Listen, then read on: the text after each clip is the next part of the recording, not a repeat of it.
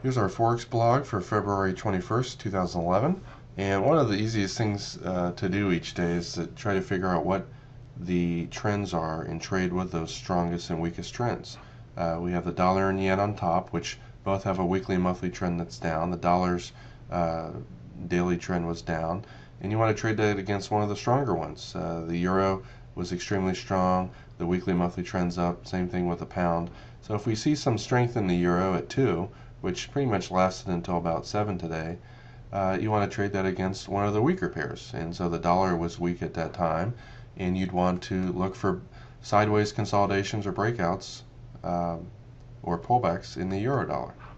You can see, starting the day off, the currency came down and found support at the hourly. You might have bought here and probably got out before it really took off. Kind of went sideways again and broke out. You're in here around 79. It went up to 93. Didn't make that much.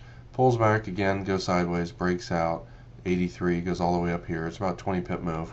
And notice it's really not that strong. Obviously, a lot of these pairs exploded up the euro and the pound on Friday, and it was pretty much topped out. So it hit this resistance area at the top without that much strength, and once it made a lower low today, you might have shorted this pullback back up to the hourly.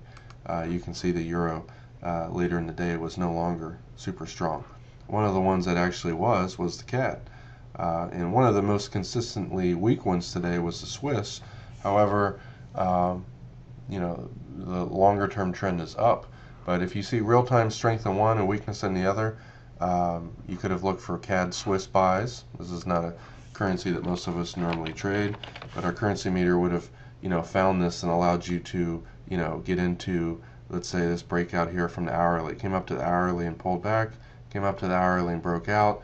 The next resistance area is not all the way up until 70. It never quite got there, but when it broke out of the hourly, and hit the upper containment band, that's probably where most of us would have got out. That's about a 30 pip move.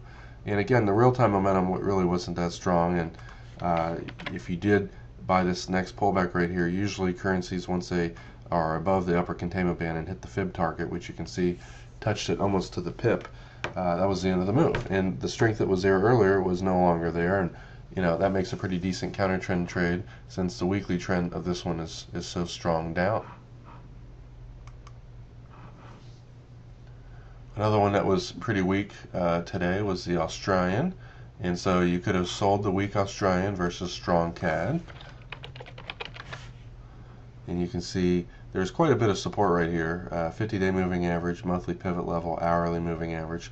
Once it broke underneath that level, it pretty much trended down. It didn't have incredible momentum. It was kind of a smooth move down, and because of not having that much momentum, you might have got out of part of your trade here and part at the lower containment band. I probably wouldn't have held on for the remaining 30 pips, but strong CAD, weak Australian, it's very likely to fall.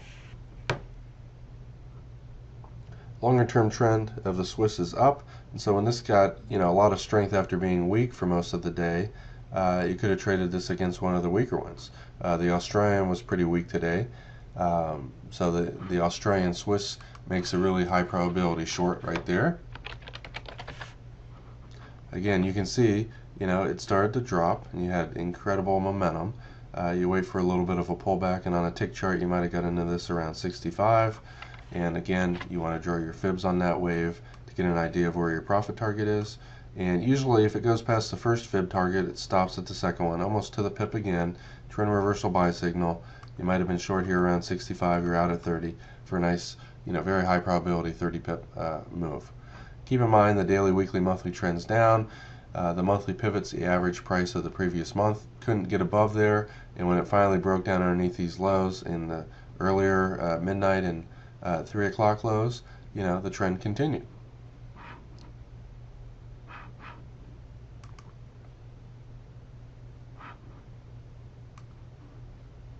Looking at Sunday night, the euro extremely strong. The dollar, actually, no, the dollar wasn't that weak. Yeah, the Australian extremely weak, and so the Euro Australia on Sunday would have been a great one to be focusing on. usually Sunday nights are pretty low volatility. It broke out right here, went up about 20 pips. You had this pullback trade with a counter trend buy signal. Went up a little bit, 20 pips. Pretty dead day today.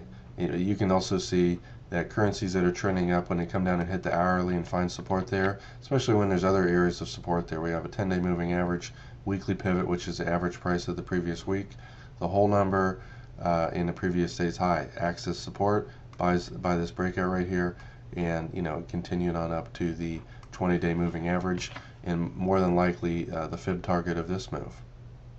You can see almost to the pip went to the 1.618 fib target.